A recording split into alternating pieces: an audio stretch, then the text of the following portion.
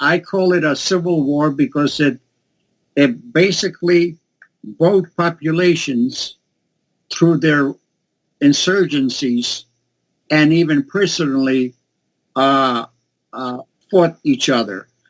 For instance, in our area, after the fall of Poland, I'm from Alemko region, so we in our area call ourselves Ukrainians. But as during the war, the Polish-Ukrainian animosities increased. Basically, as nearly as I can determine, the basic problem was that Poles accused Ukrainians of collaborating with Germans. Ukrainians, on the other hand, didn't feel they were collaborating.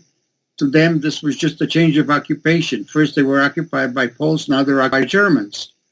So there was very little sentiment of if you examine the Polish interwar relationship and the Polish efforts, it's foolish to think that the Ukrainians would be loyal to the Polish regime.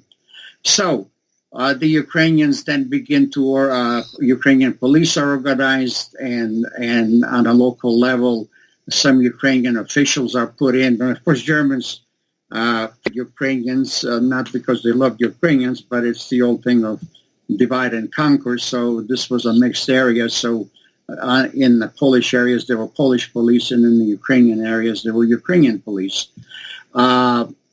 Poles, we're not used to that type of change, and so in some ways, as I look at that, it was sort of like the civil rights movement in the U.S. and especially during the Reformation. The Ukrainians were allotted certain slot in society, and when they tried to move out of it, there was a reaction against this. And so you have Polish attacks. Most people don't realize how much violence there was on a non-organized basis, because there was no authority. That whatever authority consisted in our area was in towns, and so people were armed, and so you had a lot of gangs attacking Ukrainians and claiming to be doing sort of patriotic work for Poland. And of course, on the Ukrainian side, the Ukrainians were doing the same thing to Poles. And so when you talk about these Polish underground and the Ukrainian underground, yes, they were there. They were the major force, but they weren't the only force. There was a lot of ad hoc violence, which really was criminal, but it generally took the